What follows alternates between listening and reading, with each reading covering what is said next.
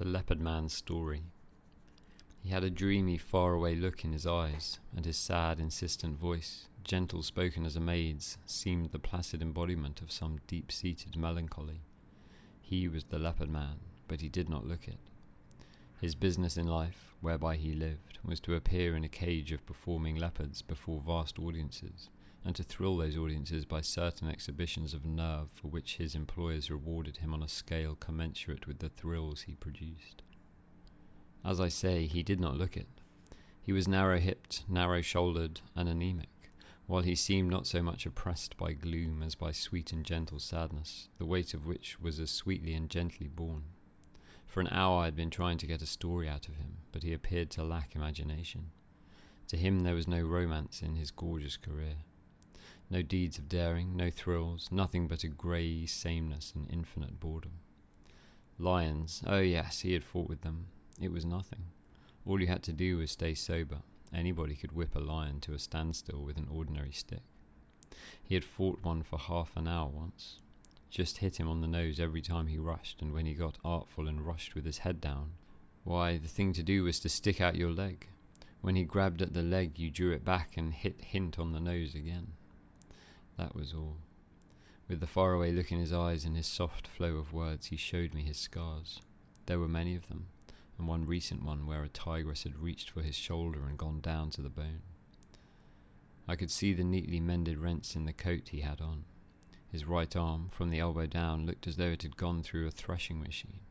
What of the ravage wrought by claws and fangs? But it was nothing, he said. Only the old wounds bothered him somewhat when rainy weather came on. Suddenly his face brightened with a recollection, for he was really as anxious to give me a story as I was to get it. I suppose you've heard of the lion tamer who was hated by another man, he asked. Okay. He paused and looked pensively at a sick lion in the cage opposite. Got the toothache, he explained. Well, the lion tamer's big play to the audience was putting his head in a lion's mouth. The man who hated him attended every performance in the hope sometime of seeing that lion crunch down. He followed the show about all over the country. The years went by and he grew old, and the lion tamer grew old, and the lion grew old. And at one last day, sitting in a front seat, he saw what he had waited for. The lion crunched down and there wasn't any need to call a doctor. The leopard man glanced casually over his fingernails in a manner which would have been critical had it not been so sad. Now that's what I call patience, he continued. And it's my style. But it was not the style of a fellow I knew. He was a little, thin, sword-off, sword-swallowing and juggling Frenchman. Deville, he called himself. And he had a nice wife. She did trapeze work and used to dive from under the roof into a net, turning over once on the way as nice as he pleased. Deville had a quick temper, as quick as his hand, and his hand was as quick as the paw of a tiger.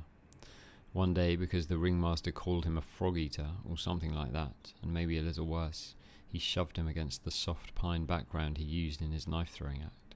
So quickly the ringmaster didn't have time to think, and there, before the audience, Deville kept the air on fire with his knives, sinking them into the wood all around the ringmaster, so close that they passed through his clothes and most of them bit into his skin. The clowns had to pull the knives out to get him loose, for he was pinned fast. So the word went around to watch out for Deville, and no one dared be more than barely civil to his wife. And she was a sly bit of baggage too, only all hands were afraid of Deville. But there was one man, Wallace, who was afraid of nothing. He was the lion tamer, and he had the self-same trick of putting his head into the lion's mouth. He'd put it into the mouths of any of them, though he preferred Augustus, a big, good-natured beast who could always be depended upon. As I was saying, Wallace, King Wallace we called him, was afraid of nothing alive or dead. He was a king and no mistake. I've seen him drunk and on a wager go into the cage of a lion that turned nasty and without a stick beat him to a finish. Just did it with his fist on the nose. Madame Deville, at an uproar behind us, the leopard man turned quietly around. It was a divided cage, and a monkey poking through the bars and around the partition had had its paw seized by a big grey wolf who was trying to pull it off by its main strength. The arm seemed stretched out longer and longer like a thick elastic, and the unfortunate monkey's mates were raising a terrible din.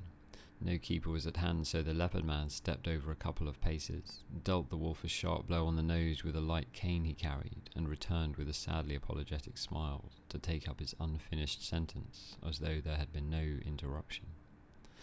Looked at King Wallace, and King Wallace looked at her. While Deville looked back, we warned Wallace, but it was no use. He laughed at us, as he laughed at Deville one day when he shoved Deville's head into a bucket of paste because he wanted to fight. Deville was in a pretty mess. I helped to scrape him off, but he was cool as a cucumber and made no threats at all. But I saw a glitter in his eyes, which I had seen so often in the eyes of wild beasts, and I went out of my way to give Wallace a final warning. He laughed, but he did not look so much in Madame Deville's direction after that. Several months passed by. Nothing had happened, and I was beginning to think it all a scare over nothing. We were west by that time, showing in Frisco. It was during the afternoon performance, and the big tent was filled with women and children, when I went looking for Red Denny, the head canvas man, who had walked off with my pocket knife. Passing by one of the dressing tents, I glanced in through a hole in the canvas to see if I could locate him. He wasn't there, but directly in front of me was King Wallace, in tights, waiting for his turn to go on with his cage of performing lions. He was watching with much amusement a quarrel between a couple of trapeze artists.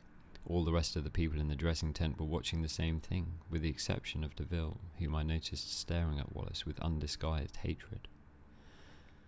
Wallace and the rest were all too busy following the quarrel to notice this or what followed. But I saw it through the hole in the canvas. Deville drew his handkerchief from his pocket, made as though to mop the sweat from his face with it. It was a hot day, and at the same time walked past Wallace's back. The look troubled me at the time, for not only did I see hatred in it, but I saw triumph as well. Deville will bear watching, I said to myself, and I really breathed easier when I saw him go out the entrance to the circus grounds and board an electric car for downtown. A few minutes later I was in the big tent, where I had overhauled Red Denny.